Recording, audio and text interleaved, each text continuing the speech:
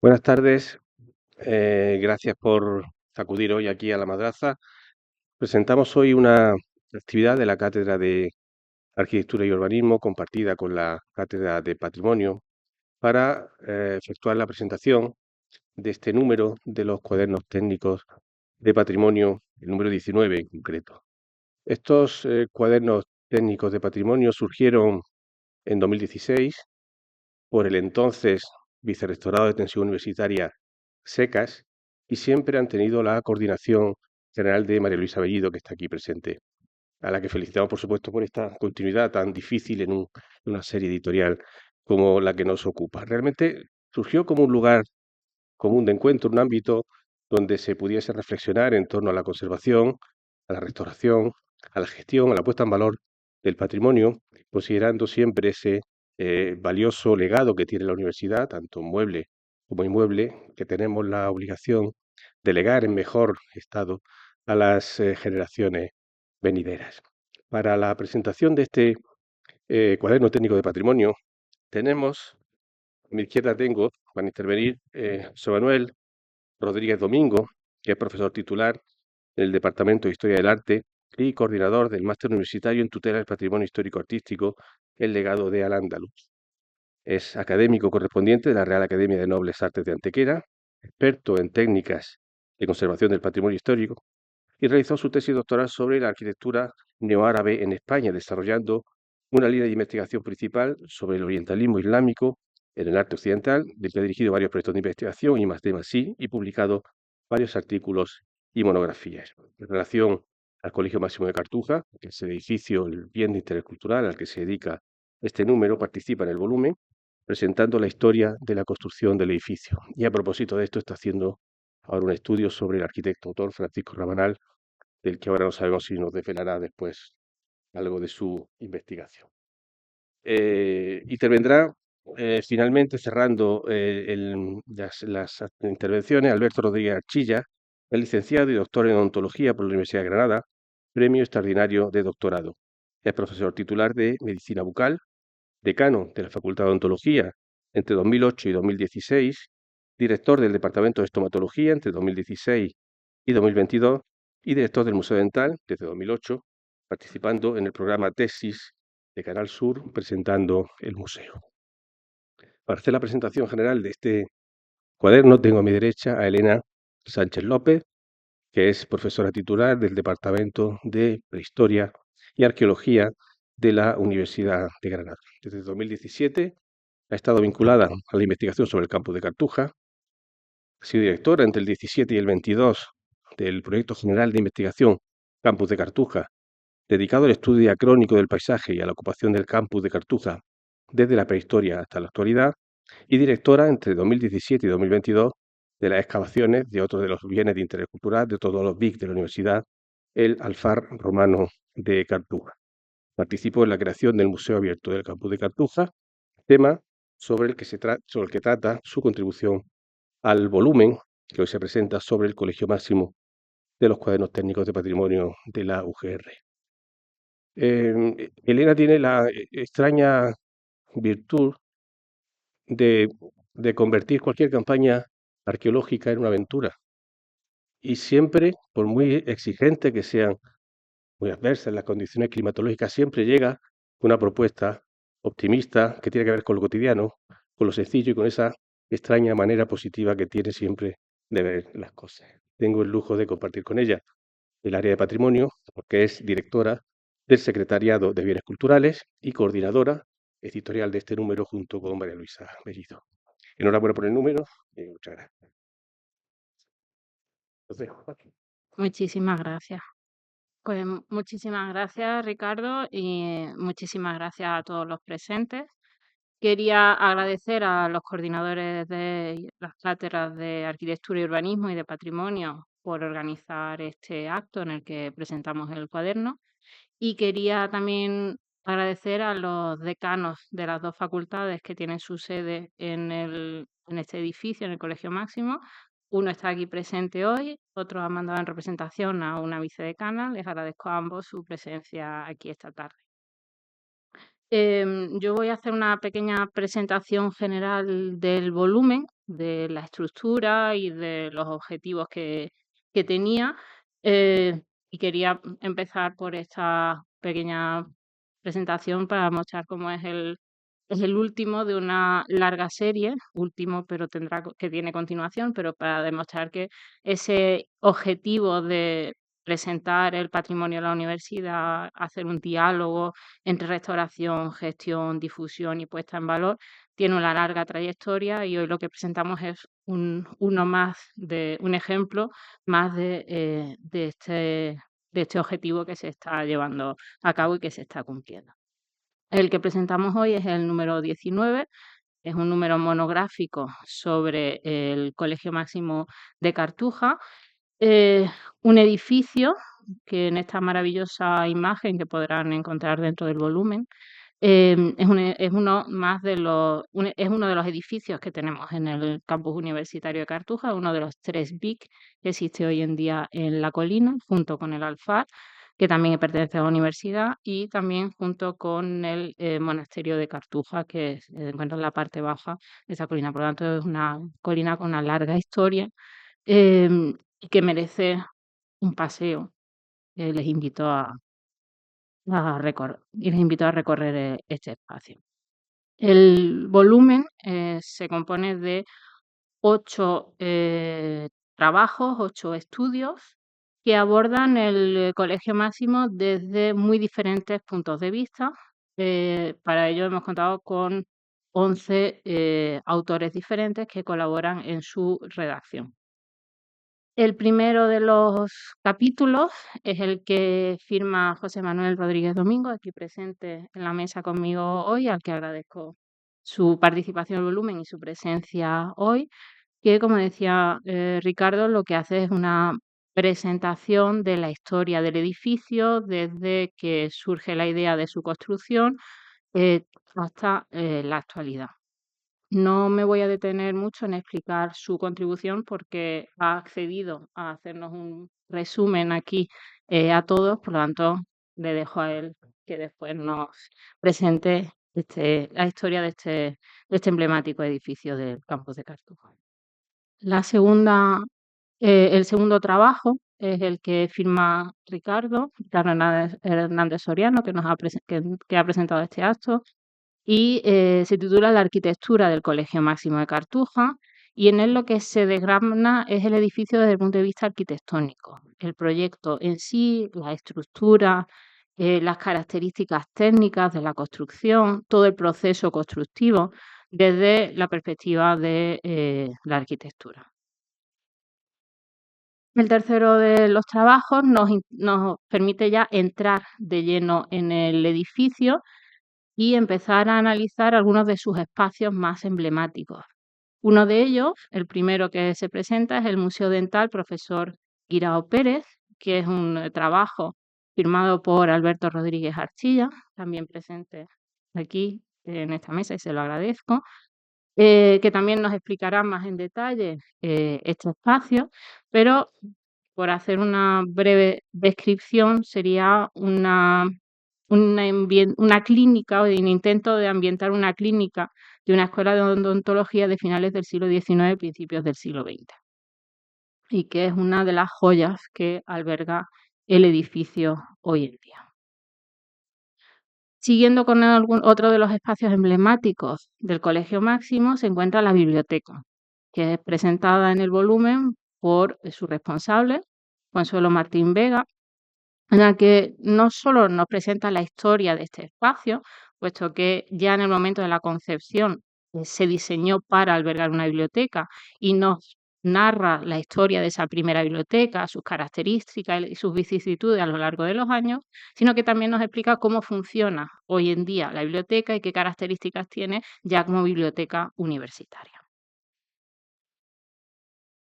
El siguiente de los trabajos tengo el placer de firmarlo junto a mi compañera Macarena Bustamante, también aquí presente, y lo que pretende es presentar uno de los usos que actualmente tiene la capilla del edificio, que es el elemento central de lo que se ha denominado el Museo Abierto del Campus de Cartuja.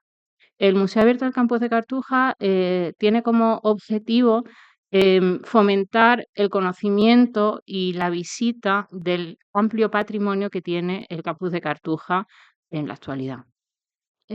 Aparte del propio Colegio Máximo, hemos mencionado ya el Alfar Romano de Cartuja, está el Albercón, existen edificios de arquitectura contemporánea que también merecen ser reconocidos. Hay colecciones albergadas en los diferentes edificios y el objetivo de este Museo Abierto de Cartuja es invitar a conocer y a visitar todo este paisaje. Entonces, lo que se han diseñado son varios paneles donde aparecen vídeos, donde aparece información resumida asociado a otros materiales que invitan a conocer este campus universitario que por estar un poco a las afueras de la ciudad queda más alejado de los espacios por donde circulan la mayor parte de los granadinos y sus visitantes. El siguiente trabajo nos permite salir del edificio y conocer el entorno. Conocer el entorno paisajístico, el título del trabajo, del jardín a la inglesa al pequeño Versalles, el Colegio Máximo de Cartuja, está firmado por José Tito Rojo, y lo que nos presenta es cómo era el paisaje antes de la construcción del edificio, cómo se diseñó el paisaje en torno al edificio una vez que éste se construyó y cómo éste se fue modificando a lo largo del siglo XX. Terminado de presentar el edificio en su historia, en su arquitectura y en sus usos actuales, lo que cierra el volumen son dos trabajos centrados en proyectos de restauración que se han llevado a cabo en los últimos años. El primero de esos trabajos se centra en la restauración de la capilla Neumudéjar, firmado por Antonio García Bueno, en el que se presenta todo el proyecto de restauración que afectó a la capilla, proyecto que afectó a las cubiertas, al artesonado, a las vidrieras y a los paramentos. Todo este proceso, todo el trabajo desarrollado se explica en detalle en este texto. Trabajo que, como pueden ver por la fotografía que ilustra este trabajo, fue bastante complejo. Y la última de las contribuciones está firmada por Teresa Espejo, Adrián Pérez y Amparo García, y lo que presenta es el diario Patria, las maquinarias del diario Patria que se encuentran expuestas en los pasillos del edificio, y lo que presenta el trabajo es el proceso de restauración y el proyecto de puesta en valor de estos elementos tan visibles y tan voluminosos y pesados, pero que, como pueden ver, quedan perfectamente, ayudan perfectamente a ilustrar el trabajo en un diario, y tienen todo el sentido que se encuentran en la parte del edificio dedicada a la Facultad de Documentación. En resumen, estamos ante un volumen, como digo, de 8 trabajos diferentes, coordinados desde Patrimonio GR, pero en el que han participado 11 personas, investigadores, investigadoras y personal técnico de la Universidad de Granada, que proceden de diferentes departamentos y servicios. No voy a ser exhaustiva, pero Departamento de Historia del Arte, de Expresión Gráfica, Arquitectónica y de la Ingeniería, Estomatología, Pintura, Prehistoria y Arqueología, Biblioteca, Centro de Gestión y Restauración del Patrimonio de la UGR. Es decir, un trabajo complejo en el que el patrimonio se presenta desde perspectivas muy diferentes y muy variadas. Muchas gracias a todos los que han participado en el volumen y muchas gracias a ustedes por asistir aquí.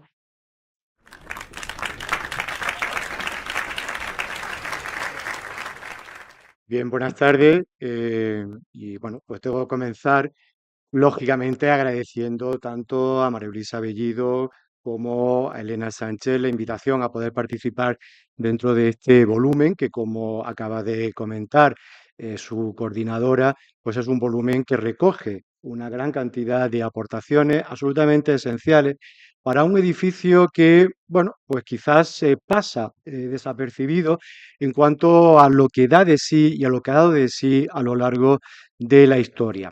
Un edificio que tiene 130 años, pero que también es una memoria viva de la Granada contemporánea, porque prácticamente se puede reconstruir esos 130 años de historia local y también de historia nacional, justamente analizando pues, cada uno de los procesos, ya no digo constructivos, sino de transformación que ha ido, bueno, pues teniendo el edificio hasta llegar al día de hoy.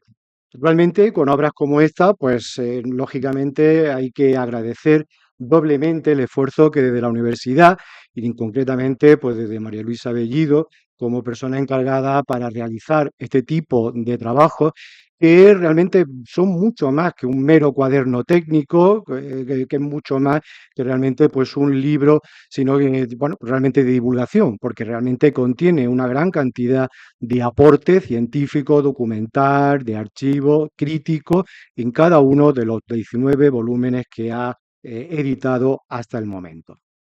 Una de las particularidades del edificio del Colegio Máximo, dentro de lo que es el complejo y lo que es también el propio patrimonio inmueble de la Universidad de Granada, es que es un edificio del siglo XIX.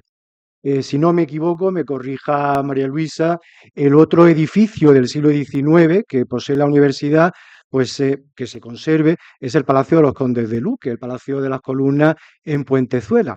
Pero sin embargo, cuando hablamos del Palacio de las Columnas, no podemos definirlo como un palacio, como un edificio, como una arquitectura del siglo XIX. Realmente es un edificio que obedece pues, a unas características, a una concepción pues, anterior, prácticamente neoclásica, monumental, es decir, otro tipo de concepción mucho más concreta. Cuando hablamos del Colegio Máximo, sin embargo, sí que estamos y podemos hablar de arquitectura del siglo XIX. Y me refiero y quiero hacer mucho hincapié en este calificativo, pues en primer lugar por la, bueno, por la, digamos, la mala calificación histórica o historiográfica que la arquitectura del siglo XIX ha tenido en los últimos prácticamente 60 años. Y también porque es un edificio que en sus aportes, pero también en sus, digamos, carencias, efectivamente representa muy bien los paradigmas y sobre todo las contradicciones de esa arquitectura que se produce a lo largo del 800. Ya en su propia definición, en esa, mejor dicho, indefinición estilística, donde nos encontramos con un recuerdo, un recordatorio historicista a una arquitectura que realmente no tiene nada que ver pues con la función que va a desempeñar, como es esa impronta moruna, neoárabe, también mal llamada neomudéjar, que prácticamente con la que se trata de envolver todo el exterior del edificio, encontramos justamente pues esa búsqueda del estilo que es tan característica del siglo. No olvidemos que es un edificio de finales del siglo XIX, es decir, prácticamente acaba el siglo esta construcción. Y con una trayectoria pues, realmente interesante dentro de lo que es todo, hasta que se asienta básicamente en ese espacio.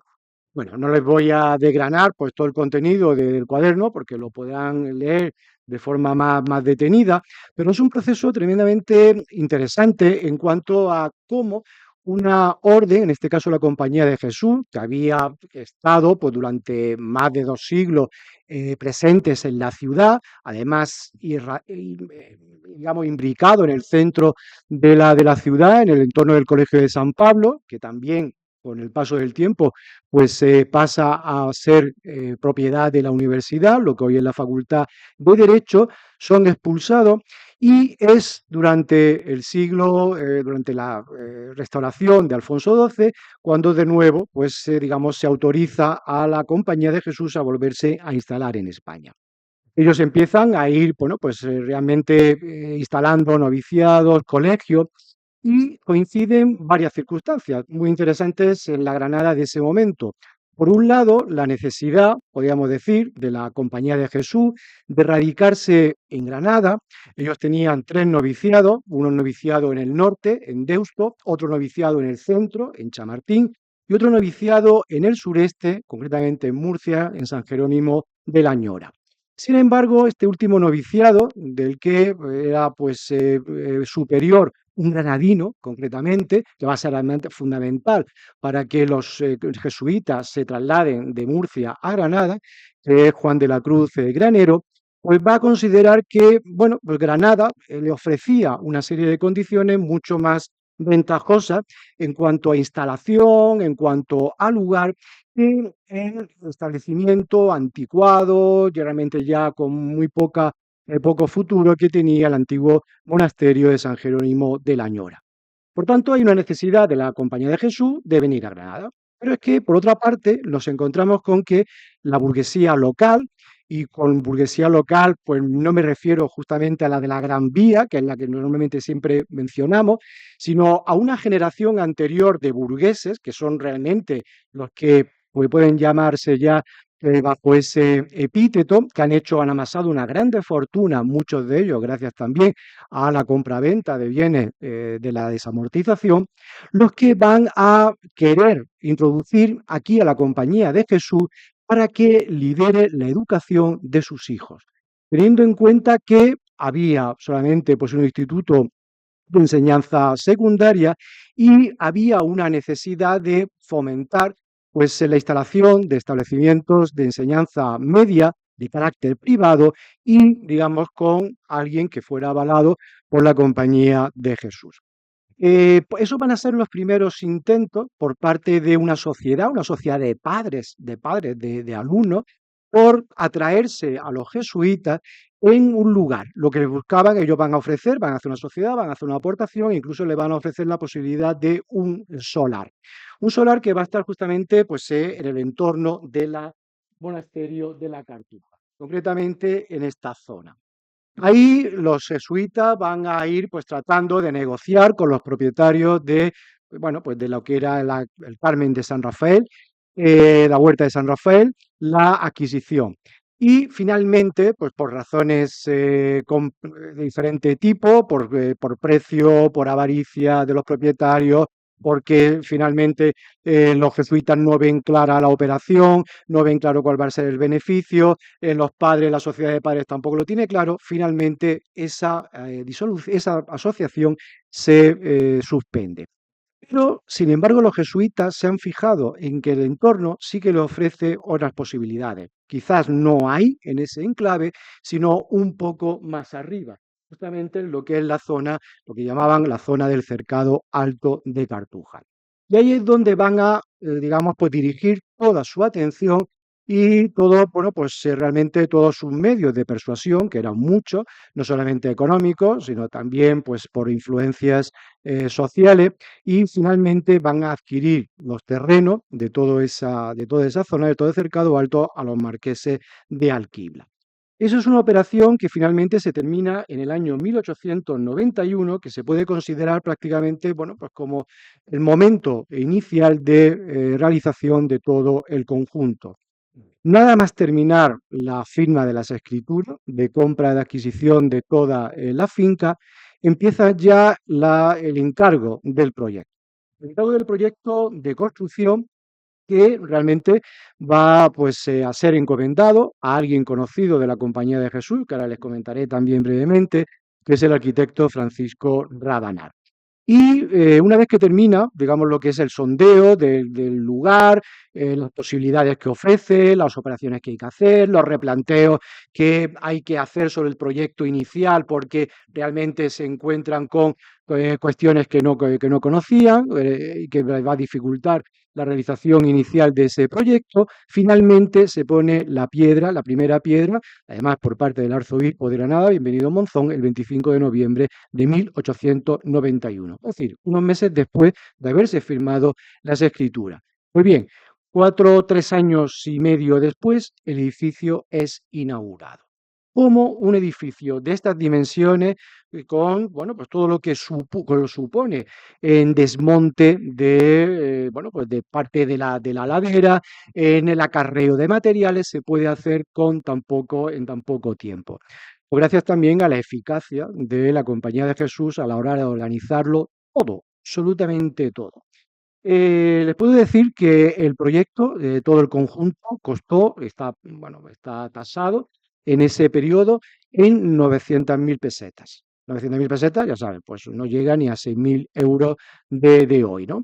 Todo ello con una economía doméstica y con un control absoluto en el cálculo de todo y cada uno de los procedimientos y también de los materiales. Pero la suerte de que, bueno, el proyecto inicial iba a ser en ladrillo, en todo el ladrillo. Se encontraron al hacer los primeros sondeos con una gran mina de piedra que les va a permitir pues, realmente hacer los basamentos del edificio. Luego contaban con la arena de los arenales del Beiro, contaban también pues, con caleras, contaban también con hornos de ladrillo muy próximos y con todo ese material llevado en lugar de con recues de mula, con un sistema ingenioso de raíles y vagonetas, se va a ir llevando todo el acopio de materiales. Si a eso le unimos, pues que se van a contratar pues, a una plantilla de obreros de 250 a 300 obreros diariamente trabajando y además trabajando prácticamente de forma total y absoluta. De hecho, fíjense las condiciones de trabajo que incluso llegaron a organizar dos huelgas, bueno, dos conatos de huelga por las condiciones de trabajo y de explotación que estaban sufriendo. Con lo cual, fíjense, es decir, también ofrece también un tema para análisis de la historia social y del trabajo, de las condiciones de la época. Y bueno, pues con todo eso, finalmente, como digo, pues se consigue coronar justamente la torre principal con esta cruz en julio de 1894, festividad además de San Luis Gonzaga, ¿no? Eso además lo tenían muy claro, la inauguración, la fecha, en la fiesta de San Estanislao de Kostka y la inauguración con San Luis Gonzaga. Todo esto que va a permitir, bueno, pues va a permitir realmente pues hacer una obra realmente de unas dimensiones y sobre todo una monumentalidad muy importante. El arquitecto que va a realizar el proyecto, pues como les decía, es Francisco Rabanal Fariña. Es un arquitecto que nace en Cáceres, un arquitecto que estudia en la Escuela de Arquitectura de Madrid, que es pensionado en Roma, pero fundamentalmente tenía dos ventajas. Una de ellas era su formación bajo el patrocinio del Marqués de Cubas, un arquitecto tremendamente influyente que además le va a enseñar o le va también pues, a introducir dentro de los medievalismos y de ese uso versátil de los historicismos en la arquitectura y también de la propia funcionalidad, la racionalidad de los edificios que proyecta. Y luego tenía también otra ventaja, pues quizás más importante, y era que su hermano, Bernardo Rabanal, pues era un alto responsable de la Compañía de Jesús en España. De tal forma que prácticamente los edificios que la Compañía de Jesús va a realizar de los años 80, en ese boom, digamos, de instalación de la orden por todo el país, Francisco de Rabanal va a ser el arquitecto de la orden. Si rastreamos algunas de las obras, de las grandes obras que había realizado, de los grandes proyectos que había realizado hasta ese momento, pues nos encontramos con ciertas similitudes con lo que va a construir justamente sobre la colina de Cartuja. Uno de ellos es el Colegio Nuestra Señora del Recuerdo en Chamartín de la Rosa, en Madrid, que es este edificio que ven aquí, que se había realizado pues prácticamente 9 años antes del proyecto del colegio Máximo y que en el que bueno pues realmente ahí ya estaba muy definido lo que va a ser pues esa aplicación de una arquitectura siempre de carácter asistencial, muy racionalizada, organizada en patio, con la capilla normalmente en el centro, haciendo un eje axial. Realmente pues son plantas muy funcionales. Otro edificio que realiza previo al Colegio Máximo va a ser el asilo colegio de Santa Susana. Este no se conserva, fue destruido. Este sí, afortunadamente, sigue siendo una institución escolar a día de hoy. Y una vez que termina pues, el proyecto del Colegio Máximo, inmediatamente pues, va a realizar otros por toda España. El Colegio San Villafranca de los Barros, otros que va a realizar en Valencia, otro que va a realizar también en Salamanca y también algunas iglesias. Iglesias también vinculadas a la Compañía de Jesús, tanto la de La Coruña, desaparecida, la de Madrid o la que se nos conserva, que es la de la residencia de los padres de la Compañía en la Gran Vía, que son proyectos además coetáneos. Fíjense además el papel, ¿no? Y la habilidad de la Compañía de Jesús de, por un lado, instalar ese gran centro, un gran centro de atracción de espiritualidad y de novicios que se incorporan de nuevo pues, a la misión jesuítica en las afueras de Granada, pero luego también manteniendo su presencia justamente en el centro más importante recién creado, que es justamente el de la Gran Vía. No olviden que la iglesia del Sagrado Corazón es el edificio, el primer edificio que se termina de la Gran Vía, el único, el primero que se inaugura prácticamente pues, en 1900, ¿no? Por tanto, bueno, pues todo eso forma parte un poco también de esa estrategia habitual en la compañía. Bueno, sobre el edificio, pues ya les cuento, ya podrán ver claramente pues en el libro con todo pues el trabajo sobre todo de Ricardo, que hace pues un estudio arquitectónico y constructivo realmente muy interesante acerca pues, ¿no? pues de lo que es la distribución, el uso del propio edificio y cómo se van a ir distribuyendo las diferentes dependencias bajo un carácter prácticamente muy funcional. Toda la planta baja se va a destinar pues prácticamente a lo que son los espacios comunes, desde el salón de actos, la capilla doméstica, que es la que ven aquí, el refectorio, es decir, el comedor, además son edificios, son espacios muy grandes porque tenían que acoger pues bueno, pues a muchos individuos. De hecho, estaba proyectado para albergar a 300 individuos. No se llegó nunca a tal cantidad de personas, pero realmente sí que 200 y pico sí que llegó a tener entre novicios y padres de la compañía. Y luego ya, pues en la primera planta, pues se va a distribuir las habitaciones, sobre todo de los padres, y en la parte superior la de los estudiantes, ¿no? De los novicios. Además, todo ello acompañado, lógicamente, pues con todo lo que van a ser los gabinetes, toda la parte de instrucción, tanto el gabinete de química, de física, de ciencias naturales, el observatorio astronómico, no lo olvidemos, que forma parte también del complejo, aunque no es del propio edificio, y donde pues que bueno, los novicios y el juniorado pues van a hacer realmente todo su aprendizaje en las diferentes ciencias, junto con la teología y la filosofía, que eran las dos ramas principales en las que se formaban los novicios granadinos. Y luego todo ello articulado pues en el espacio central, justamente además con bajo un proyecto casi muy escurialense, porque está justamente encima del zaguán, en la fachada, que va a ser la biblioteca, una biblioteca que era pues eso, el corazón del edificio, justamente en el mismo eje que la gran capilla que ahora les comentaré, y que afortunadamente se conserva en su estructura, no en su colección de volúmenes, que llegó a tener 20.000 volúmenes en su interior y que pues abarcaba varias plantas. De hecho, pues esto que están viendo aquí realmente se corresponde con la altura de la capilla en esos bajos, en esos diferentes niveles. Luego, por supuesto, pues con tanto estudio, naturalmente con todos los ejercicios, tanto espirituales como literarios, que los novicios debían hacer, lógicamente también necesitaban espacios de asueto y de descanso. Y para eso los patios y también los entornos de los que ahora me referiré, que también van a estar perfectamente diseñados.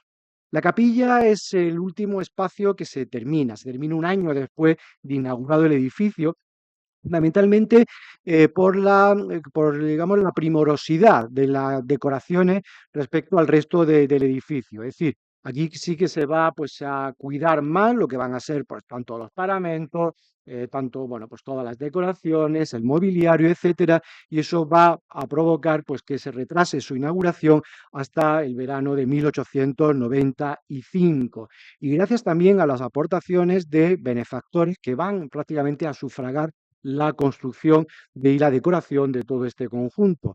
Lo más llamativo del conjunto básicamente es eso, es decir, que prácticamente podemos considerarla como la primera y única capilla neoárabe, no neomudéjar, capilla neoárabe de toda España. De hecho, hay una carta del padre Granero en la que dice y alaba bueno, pues al superior de la orden cómo Rabanal ha conseguido cristianizar, dice literalmente, el estilo árabe local de Granada. Y básicamente, pues esa es la idea que va a presidir todo el proyecto de Rabanal en su obra. A esta, bueno, pues de otro conjunto se añadían toda una serie de pequeños retablos con pinturas de Manuel Gómez Moreno y de Alejandro Ferrán, pinturas que afortunadamente se conservan, eso sí, en la Facultad de Teología, Y bueno, lo que no se conserva pues es el 50% de lo que es el gran proyecto del Colegio Máximo, porque el Colegio Máximo no solo era el edificio, sino que también era un gran conjunto paisajístico. Un gran conjunto que efectivamente, como bien pues describe Tito en su trabajo, se inicia y se concibe como un gran parque a la inglesa, un gran lugar de esparcimiento de los novicios, de los pares de la compañía, dentro de todo ese cercado alto de Cartuja, donde a través de una serie pues, de caminos, una serie de pérgolas, pues se iban, digamos, diseminando diferentes hitos, capillas, fuentes que permitían pues, hacer mucho más agradable, ameno y mucho más, bueno, pues propicio para la oración también y el recogimiento espiritual, pues todo ese trabajo que hacían los novicios. Y que prácticamente es lo que todo eso ha desaparecido con las transformaciones contemporáneas, ¿no?, que se han producido. El edificio, una vez que, bueno, pues el edificio tiene también, como decía, sufre los avatares de la historia de nuestro país. Durante la República, en el año 1932, la Compañía de Jesús es de nuevo prohibida y, bueno, pues son todos expulsados, con lo cual, pues el edificio pasa a manos del Estado. Hay un proyecto frustrado de que el edificio, a través de Fernando de los Ríos, tenía mucho interés en que el edificio y todo el conjunto fuese la ciudad universitaria de Granada. Y Leopoldo Torres Balbás y Prieto Moreno, pues Juan Francisco Prieto Moreno, van a diseñar un plan para trasladar a esa ciudad universitaria de Cartuja y concretamente al Colegio Máximo las facultades de Ciencias, de Derecho y de Letras, e incluso también la de Farmacia. El estallido de la guerra civil va finalmente pues, a interrumpir o a, digamos, quebrar ese proyecto y durante los años de la guerra civil pues, el edificio va a ser utilizado como academia de alféreces provisionales.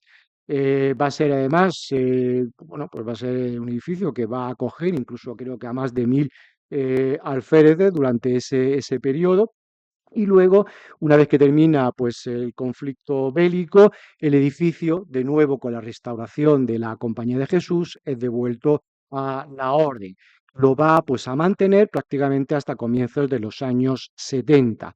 En el año 71 firman un acuerdo de venta con el Estado español por el cual pues, bueno, pues venden, se quedan solamente con una pequeña parcela de todo el conjunto, es donde en 1974 van a construir la actual Facultad de Teología.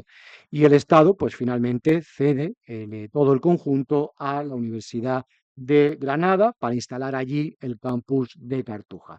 Aquí pueden ver, pues en estas tres imágenes, la evolución en este periodo, prácticamente pues en esos últimos 50 años, lo que ha sido ese campus y ese cercado alto, desde antes de la instalación del campus, allá a las primeras facultades y finalmente pues a día de hoy, donde, bueno, pues como les decía, se ha quedado prácticamente fosilizado en el centro de todo ese espacio el edificio del Colegio Máximo, que sigue pues enseñoreando la colina y que sigue pues siendo pues ese ejemplo de noble modelo de arquitectura concebida para la formación del espíritu científico y para la contemplación en la acción. Muchas gracias.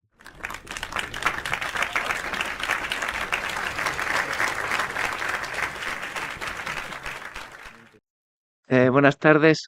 Permítanme iniciar mi intervención, pues por supuesto, agradeciendo a María Luisa Bellido, a Elena Sánchez y a Ricardo Hernández y también al vicerrectorado de Extensión Universitaria, Patrimonio y Relaciones Institucionales su amable invitación para poder participar en esta presentación. Y por supuesto, como no, hacer extensivo ese agradecimiento a todos ustedes que están ocupando esta tarde en escucharnos a nosotros, pudiendo hacer cosas probablemente más interesantes, aunque yo me he quedado impresionado con la intervención que ha tenido mi predecesor y espero, por lo menos, por supuesto, no voy a llegar a su altura, pero espero quedar en buen lugar. Máxime cuando yo procedo del campo de las ciencias, no del campo de las letras, y además de una ciencia muy denostada por todos ustedes, que es la odontología, de las cuales no sé el concepto que tendrán ustedes los dentistas. Espero que al menos esto sirva para un ejemplo de que los dentistas somos capaces de hacer otras cosas diferentes, aparte de destrozarle sus dientes y sus carteras como muchos pudieran pensar. Permítanme esa broma jocosa. Bueno, voy a hacer una exposición de lo que es el Museo Dental del profesor Miguel Guirao Pérez. Y digo el profesor Miguel Guirao Pérez porque esta persona es el verdadero artífice de este proyecto que desarrolló durante 3 años y que cuando lo culminó fue, por supuesto, el primer museo dental que hubo en nuestro país. Es, sin duda alguna, el más completo también de nuestro país y uno de los más completos del mundo. Este proyecto se inicia en el año 1983 con la ubicación en el Colegio Máximo de la primera dependencia universitaria, que es la Escuela de Estomatología. En ese octubre de 1983 inicia su andadura la Escuela de Estomatología. Un año después se ubica en el ala izquierda del Colegio Máximo, la antigua Escuela de Biblioteconomía, actual Facultad de Comunicación y Documentación. El profesor Guirao aterriza en el Colegio Máximo siendo el primer director de esa Escuela de Estomatología.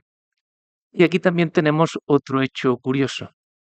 Lo más curioso y quizá la gran suerte que tuvimos es que el profesor Guirao no era dentista y se le ocurrió hacer un museo dental. El profesor Guirao era un profesor de anatomía y embriología humanas que tenía esa idea de hacer primero un pequeño museo en reconocimiento a lo que era la estomatología granadina y al desarrollo de esa escuela en nuestra ciudad, y era una idea que inicialmente era una idea circunscrita a los dentistas locales, que él tenía amistad personal con ellos. Pero tuvo tal difusión su proyecto que al final tuvo repercusión nacional y acabó recibiendo donaciones de dentistas de todo el país. Todo lo que les voy a mostrar está concebido, diseñado y desarrollado y ambientado por él. Como antes decía la profesora Elena Sánchez, el profesor Guirao lo que quiso aquí fue recrear lo que es una escuela dental de finales del siglo XIX y la primera mitad del siglo XX. El acceso al museo se hace en una de las torres laterales del edificio, el ala derecha. Ese acceso parece ser que inicialmente esa torre era pues como el recibidor o el apartamento privado donde el abad o el prior de esa casa de noviciado de los jesuitas recibía y atendía a las visitas. La entrada al museo está precedida, como ven, por esa balconada del año 1894, una preciosidad, y él lo que establece ahí, hay 8 dependencias perfectamente definidas. La primera de ellas es la recepción y sala de espera, como pueden ver ahí en esa imagen, una sala de espera con su mobiliario, su mesa, y también tiene, me van a permitir ahora que se lo muestre con mayor detalle, una mesa con su conserje. Todo esto es una recreación que hace el profesor Guirao, ese conserje perfectamente uniformado, con su chaleco, su americana con botones y borlas doradas. Este no es realmente el uniforme del conserje de esa clínica dental. Este es el uniforme de los bedeles y del personal de la Universidad de Granada hasta el año 1974. Ustedes, pues quizás sí han conocido esa época de la universidad. A nuestros estudiantes, cuando ahora van a visitar el museo, no se creen que realmente los trabajos de la universidad antes fueran así. Y yo lo que quiero ponerles en valor a ellos es que este país ha hecho en 25 años lo que otros países han tardado 50 años o incluso un siglo. Hemos tenido un cambio espectacular y espero que sigamos teniendo. Bueno. Ahí pueden ver una pequeña mesa que estaba ahí en el centro de ese mobiliario con una serie de revistas. Una de ellas es esa que ven ahí en la esquina inferior, es la denominada Blanco y Negro. Es una revista de sociedad, la antecesora del Hola actual que tenemos. Retengan por favor en su mente, eso es una revista de septiembre del año 1932 y costaba 1 peseta. Quiero que retengan ese dato porque luego les va a servir para otra cosa que les voy a mostrar. Esta es otra visión de esa sala de espera donde está ahí la silla del conserje y da acceso a otras dependencias de esa escuela, esa clínica dental de finales del siglo XIX y principios del siglo XX, y yo quiero centrar mi atención en esto que les voy a mostrar ahora a mayor aumento. Antes se ha comentado que los jesuitas es una orden religiosa muy progresista, muy avanzada y sobre todo, como bien ha puntualizado anteriormente, muy organizada.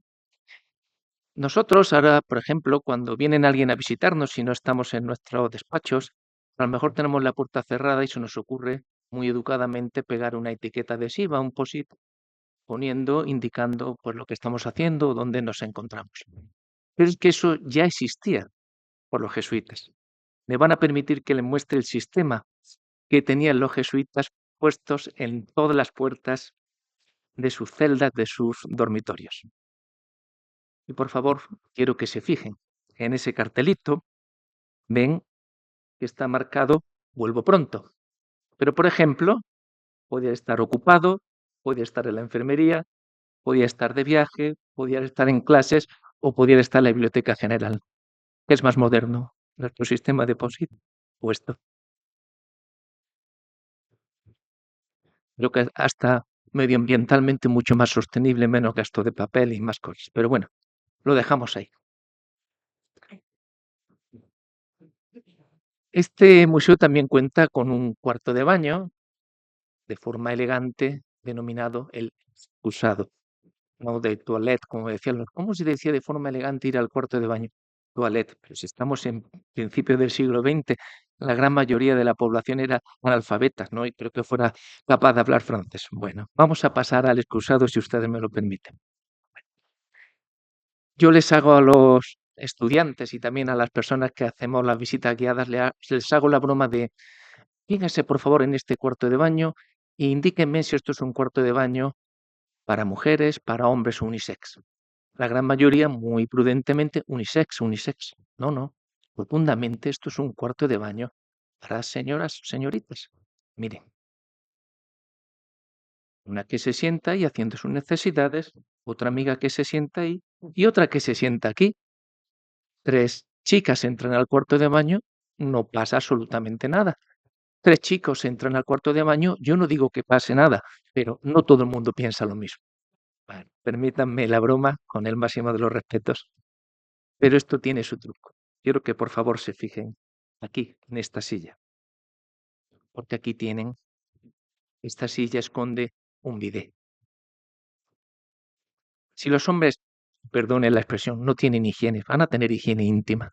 O sea, esto evidentemente tiene que ser un cuarto de baño, con todos los respetos, para mujeres, para señoras. Otra de las dependencias que tiene esta clínica que ambienta el profesor Guirao es un despacho, biblioteca, que da como antesala a otras dependencias, sobre todo al área clínica que se encontraba en esa clínica dental. Ese despacho cuenta con su mesa, su pequeña biblioteca, pero yo me quiero centrar en un detalle que se encuentra en esa dependencia, que es esa mesa, escritorio con esa máquina de escribir. Una máquina de escribir norteamericana del año 1904 que me permito mostrarles en mayor detalle. Si se fijan, esa máquina norteamericana del año 1904, como les decía, tiene 2 curiosidades que yo quiero poner en atención. Si se fijan, tiene doble teclado. Tiene un teclado, el que ven inferior, de color blanco, para las minúsculas y un teclado superior en color negro para las teclas mayúsculas, porque todavía no se había desarrollado la posibilidad de elevar el carro para que en la misma tecla estuviera tanto la letra mayúscula como la minúscula. Eso es posterior. Y además hay otro detalle muy curioso. Esto es una máquina, como les decía, de fabricación norteamericana. Entonces, si se fijan, cuenta con la letra ñ. Esta máquina se fabricó ex profeso para el cliente que la encargó. Tanto, háganse la idea de que tengo que importar de los Estados Unidos en barco una máquina que se construye para el cliente que la pide, un cliente español. Fíjense el coste que probablemente tuviera esa máquina de escribir. Antes en las clínicas dentales los protésicos trabajaban dentro de las mismas, había una dependencia donde se ubicaba el taller, donde el protésico, el mecánico dental, hacía los trabajos que le encargaba el dentista. Y bien, aquí tienen esta sala con 2 mesas de trabajo y distintos aditamentos, como pueden ver ahí. Aquí tienen un detalle de la mesa de trabajo, que ahora les voy a mostrar un poquito mejor. Y fíjense cómo tienen ahí pues un yunque, un martillo y el resto de elementos que hoy en día se siguen utilizando, solo que se han mecanizado, se han optimizado, ergonomizado, por así decirlo, mucho más. Pero los fundamentos siguen siendo los mismos. Sigue siendo un arte de modelar y de fabricar dientes o dentaduras en este caso.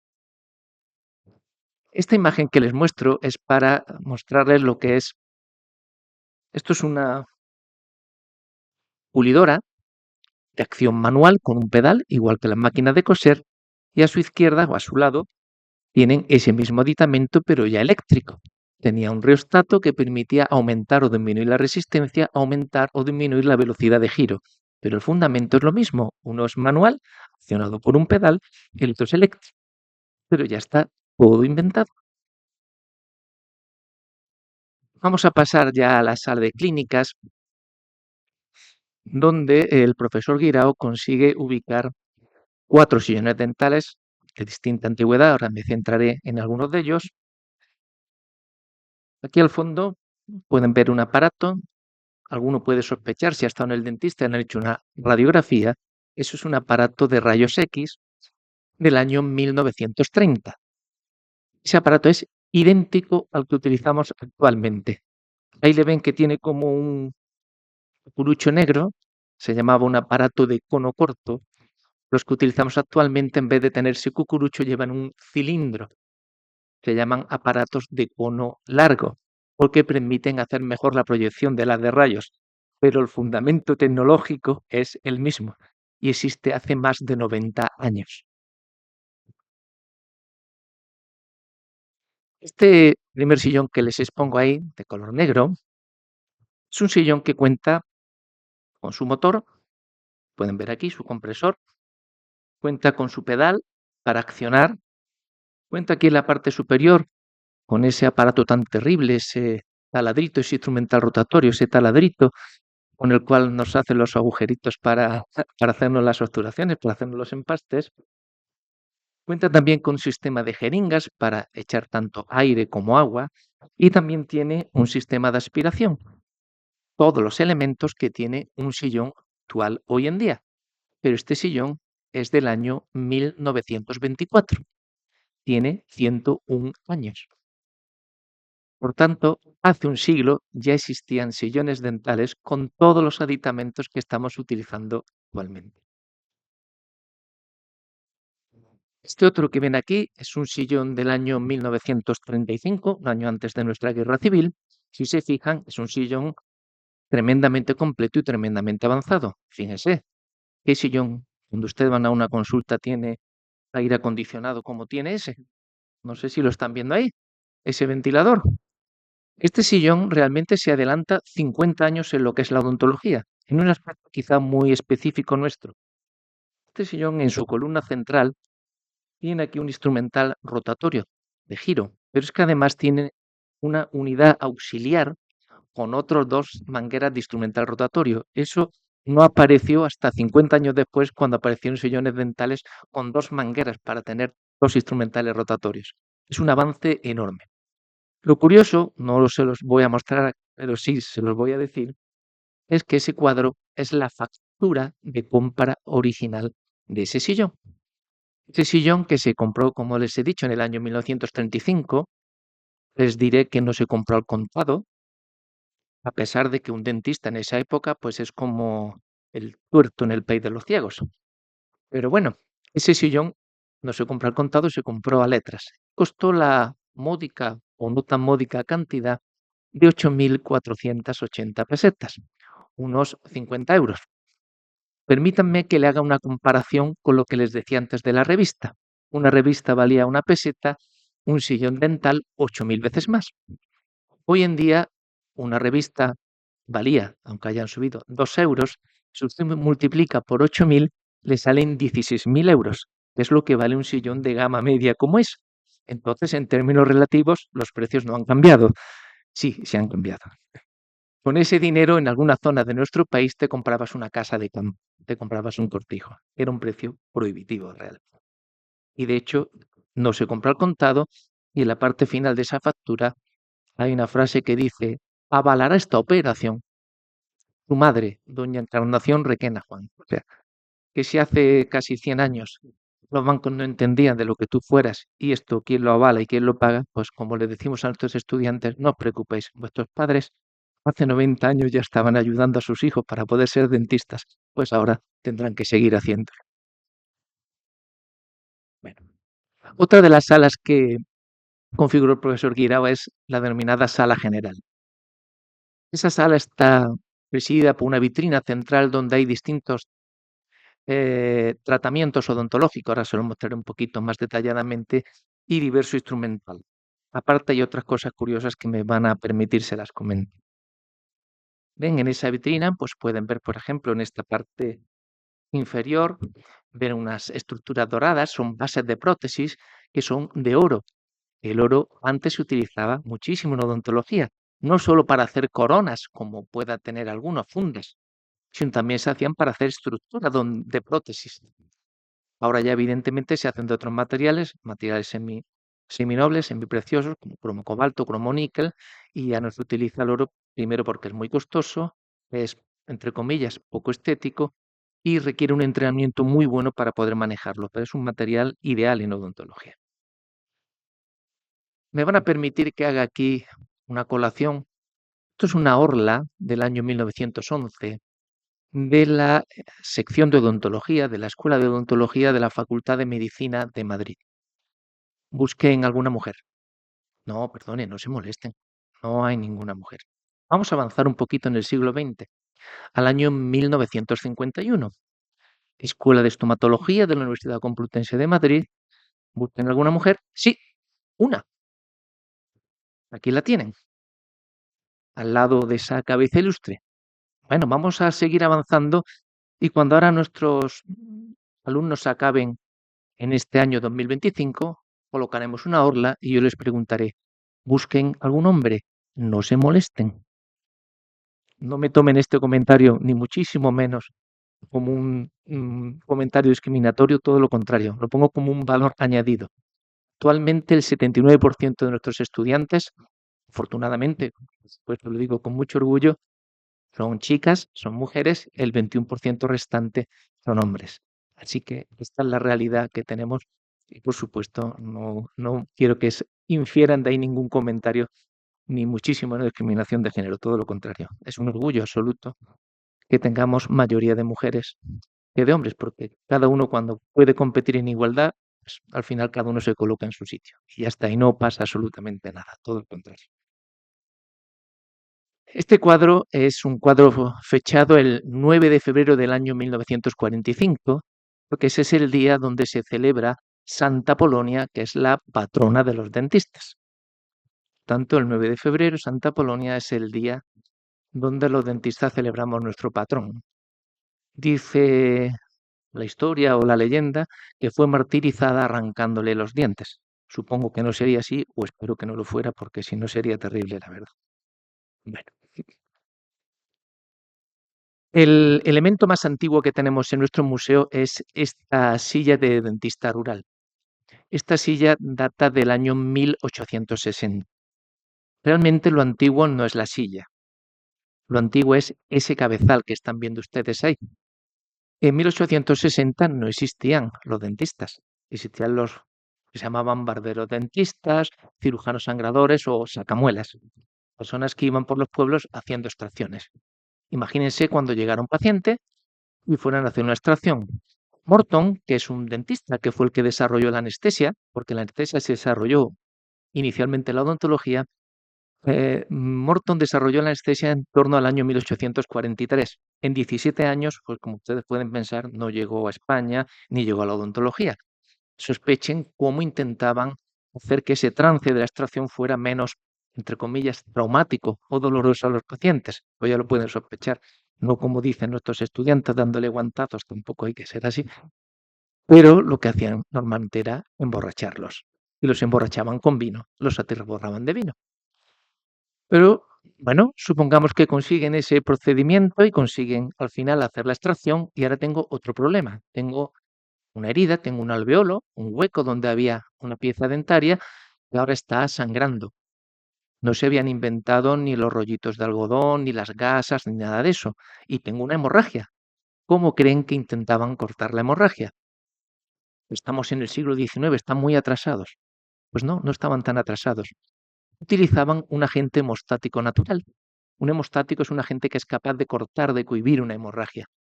Ese agente hemostático natural era la tela de araña. La tela de araña es una red de fibrina. Esa red de fibrina retiene las plaquetas y facilita que se forme el tapón, el coágulo. Pues utilizaban, y hoy actualmente seguimos utilizando esas esponjas hemostáticas. Evidentemente no de tela de araña, pero se siguen utilizando, pero el fundamento, mire, ahí lo tienen. Y la tela de araña conseguía que esa hemorragia se cortara, se cohibiera. Bueno, ya no les voy a martirizar mucho. Este es un sillón del año en torno a 1890, es un sillón de la época pre-eléctrica, es un sillón SS White, que es un sillón ya totalmente mecanizado que permitía elevar el respaldo a través de una manivela, de una polea que tenía posterior. La antesala de la clínica del cirujano dentista está presidida por esa figura del ministro de Fomento, que era en esa época el ministerio que tenía las competencias de educación. Y aquí tenemos que traer a colación a un barbero dentista, a un cirujano sangrador, a un sacamuelas granadino, que es Cayetano Triviño, que fue la primera persona que consiguió convencer al rey Alfonso XII para que los estudios de odontología fueran incorporados o reconocidos en la universidad. Y en el año 1875 creó el título de cirujano dentista. Y ese es el cuadro del ministro, del marqués Orobio, que fue el que firmó el Real Decreto por el cual se instauraban los estudios universitarios de título de cirujano dentista. Y ahora me van a permitir que les muestre la consulta de ese cirujano dentista que tiene el sillón dental más antiguo que tenemos nosotros, que es un sillón del año 1878, previo incluso a la propia creación o construcción del Colegio Máximo. Es un sillón norteamericano de la marca Wilkerson, que es, como les muestro ahí en esa imagen, es un sillón de lujo, con una estructura metálica, totalmente mecanizado, con un sistema tanto de manivelas que permitían total movilidad, subir, bajar, que era hidráulico, y estaba tapizado en terciopelo rojo. Es un sillón de lujo, supuestamente.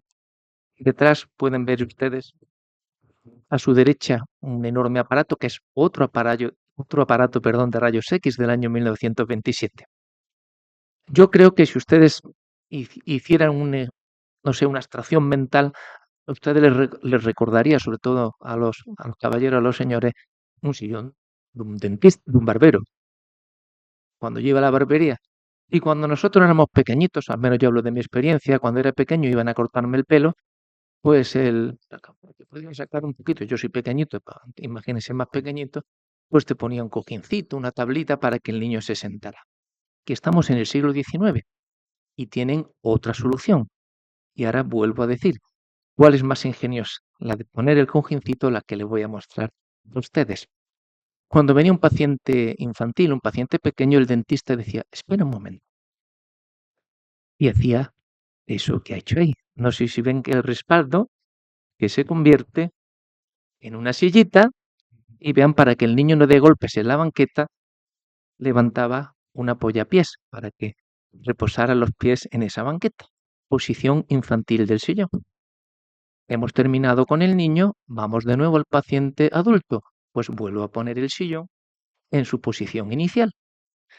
Respaldo totalmente recto, quito la banqueta y el paciente adulto reposa los pies. Yo quiero que me expliquen por qué cuando yo hoy en día me compro un coche, tengo que comprar una silla infantil, tengo que comprar un cojín elevador. Si está todo inventado, porque los sillones dentales actuales, y fíjense que este se acciona manualmente y hoy está todo eléctrico, ¿qué no hacemos esto? Evidentemente por intereses económicos. No quiero gastar más y, por supuesto, agradecerle su atención.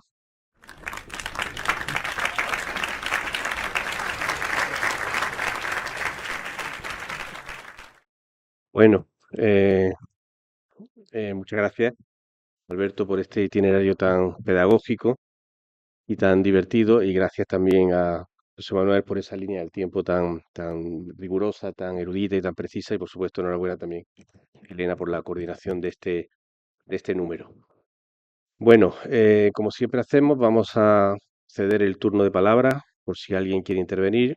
Quizá alguno de los autores que han colaborado en el cuaderno, si quiere añadir algo, aportar alguna cosa, pues estaríamos encantados en escucharlo.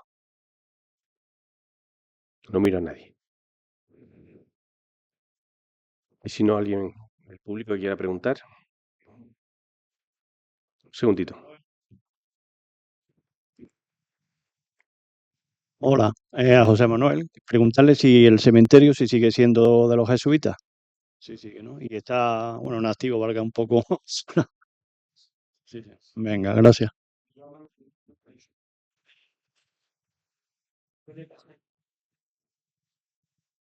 9. Es decir, siempre cuando se iban o se veían obligados, las órdenes religiosas, ¿no? Obligadas a salir, siempre tenían la esperanza de que algún día volverían, de que no mucho tiempo después volverían. Y entonces lo que solían hacer, y lo hicieron en este caso también, fue dejar muchas de las bienes que tenían, libros, cuadros, etcétera, los repartieron entre familias granadinas de su confianza.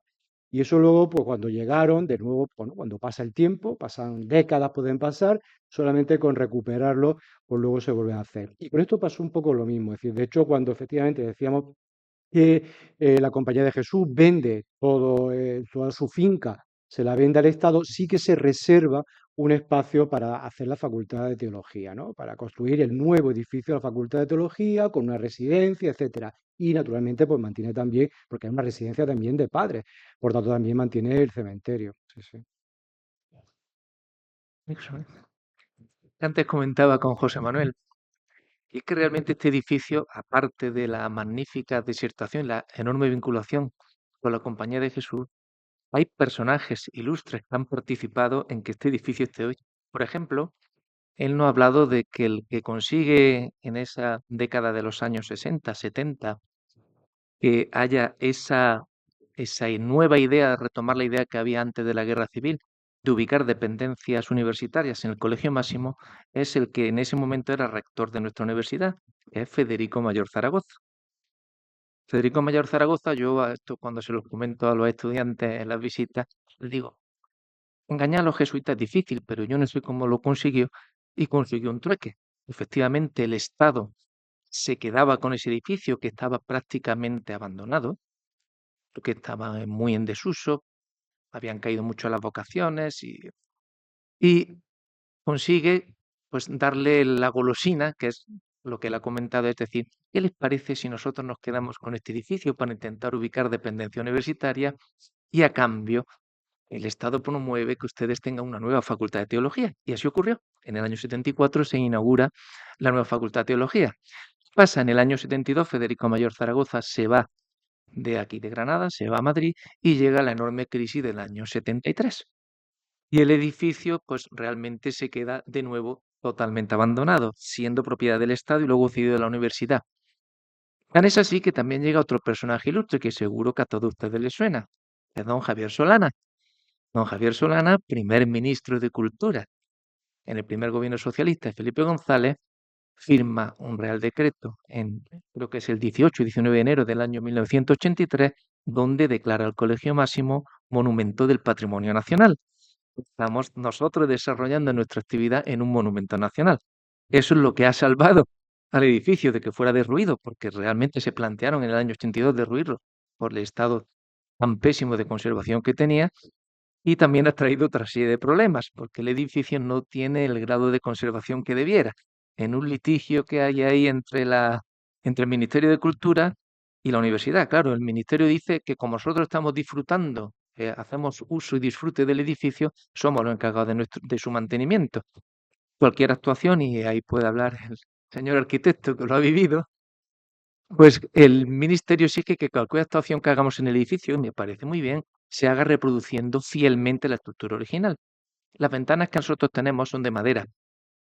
Cuando le proponemos al ministerio cambiar las ventanas, nos dicen, ¿cómo que Climali? No, no, no, no, ustedes me tienen que hacer unas ventanas de madera. Pero habría que encargar ventana por ventana, para que tomara medidas un carpintero y diseñara la ventana.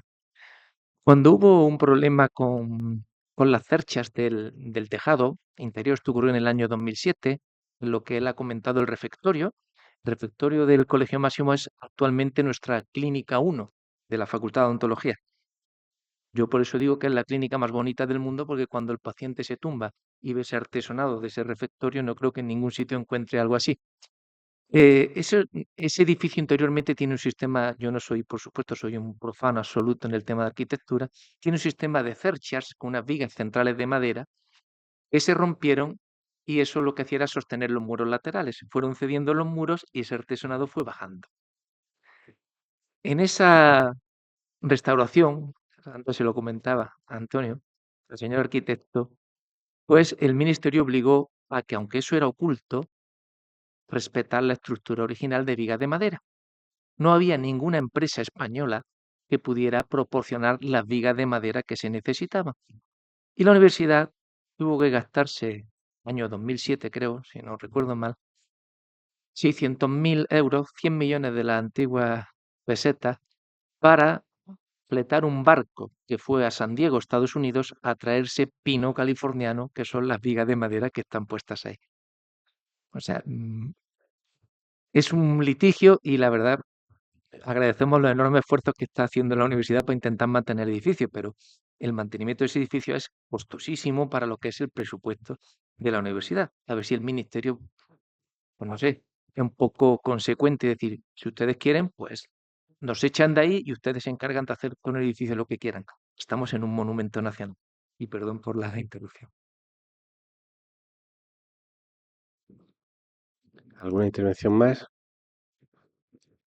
Que sí tengo que comentar que ya sí se ha pedido subvención al Ministerio de Cultura a través, ha sido a través de Fomento, porque el 2% de presupuesto de Fomento lo da también para restauración de patrimonio, ¿no? Y entonces sí se presentó mi proyecto allí de la Capilla de Neumodájar y se concedió el dinero para la restauración de la Capilla de Neumodájar. O sea que la universidad está poniendo, pero también se está moviendo para intentar buscar subvenciones.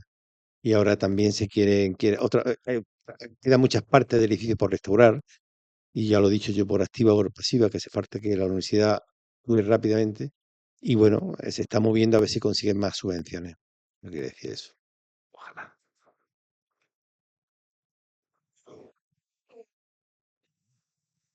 De España que tiene 7 BIC. Y 7 BIC, cada una con su problemática. Esta misma problemática la podemos contar de la madraza, la podemos contar del Hospital Real, la podemos contar. Es decir, el problema es que nuestro patrimonio es tan extenso que después al final cada uno se focaliza en su centro. Pero los que estamos aquí, que somos Ricardo, Elena, Teresa y yo, que somos los que llevamos el tema de patrimonio de la universidad, tenemos que ver las cosas en su conjunto. Y en su conjunto está la madraza, está el Colegio Máximo, está el Alfar, está la Azucarera, está el Hospital Real, está Derecho, no es BIC, pero tiene el máximo nivel de protección. Claro, eso nos genera una tensión añadida importante.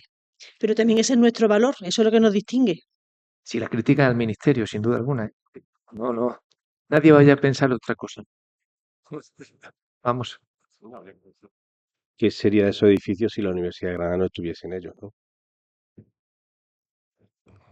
No, y también hay que tener en cuenta también la calidad de los edificios, es decir, no es lo mismo la calidad constructiva, arquitectónica del Hospital Real que la del Colegio Máximo, lo que es un colegio, pues un edificio que, como hemos dicho, pues se hace muy poco tiempo y con unos medios, bueno, pues también con unas técnicas un tanto precarias, es decir, tengan en cuenta, por ejemplo, que, bueno, pues los famosos, ¿no? Es decir, el tema de el artesonado del refectorio, pues se hace con los entarimados que habían sobrantes de madera y con eso hacen pues toda una obra realmente importante.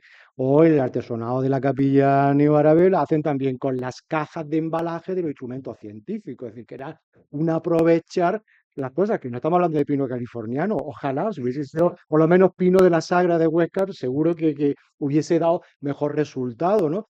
Pero claro, es que también hay que tener en cuenta que, claro, eso es un plus añadido, es decir, porque claro, lógicamente se deteriora más y el mantenimiento es mucho más costoso que un edificio que pueda tener 300 o 400 años de antigüedad. Sí, por ahí. Quería solamente apuntar con respecto a eso. Bueno, yo he estado leyendo por una serie de circunstancias que después me gustaría comentar contigo.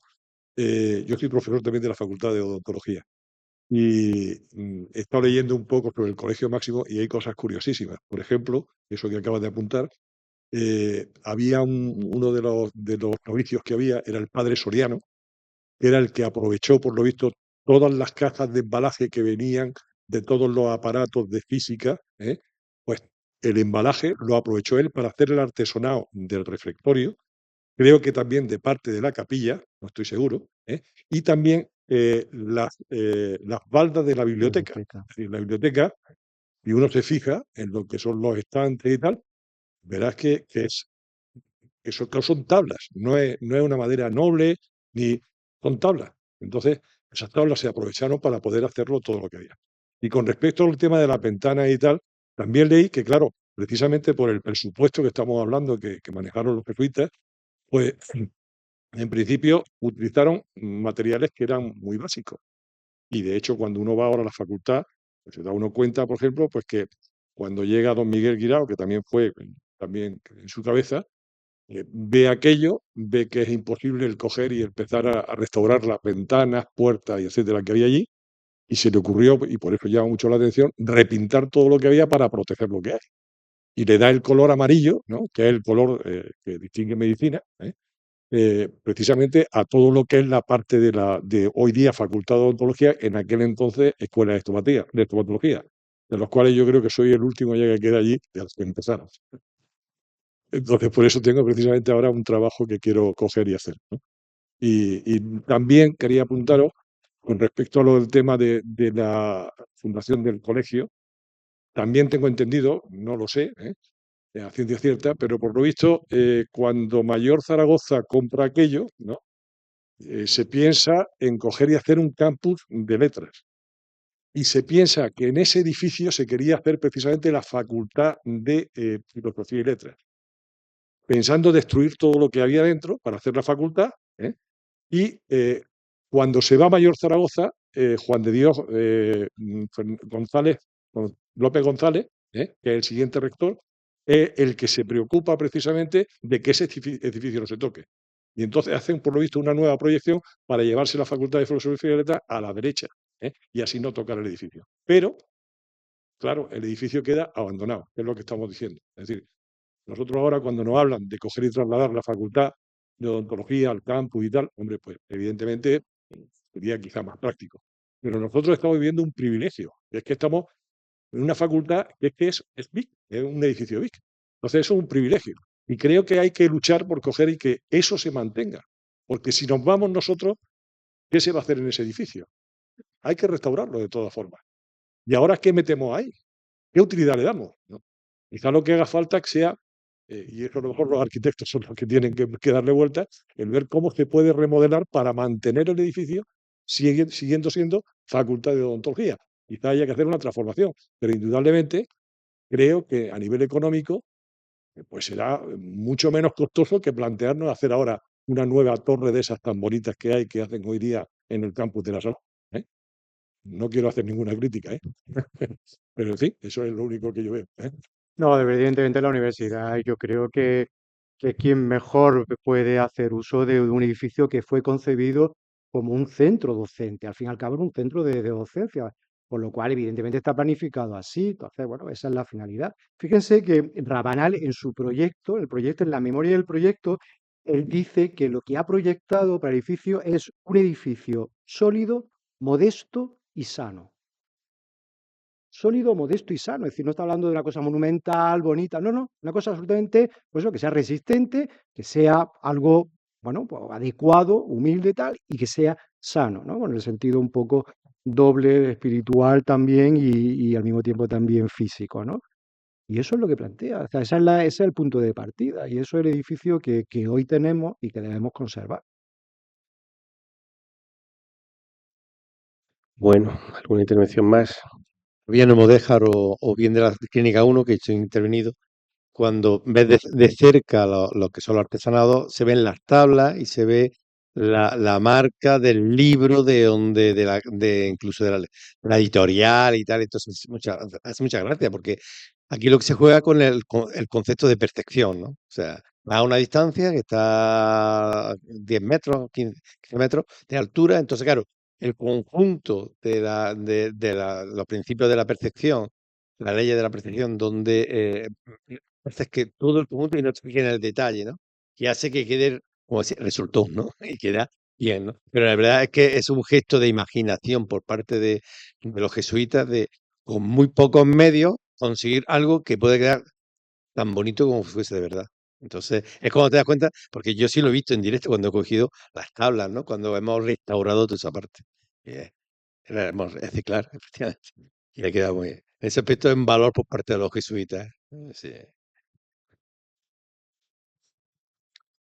Bueno, pues nada más, muchas gracias. Quizá vinculando las dos intervenciones, imaginándome en ese refectorio que nos ha contado José Manuel, que es Clínica 1, según nos ha contado Alberto, quiero pensar que alguien mirando un artesonado también piense en la condición terapéutica de la arquitectura. Me quedo también con eso.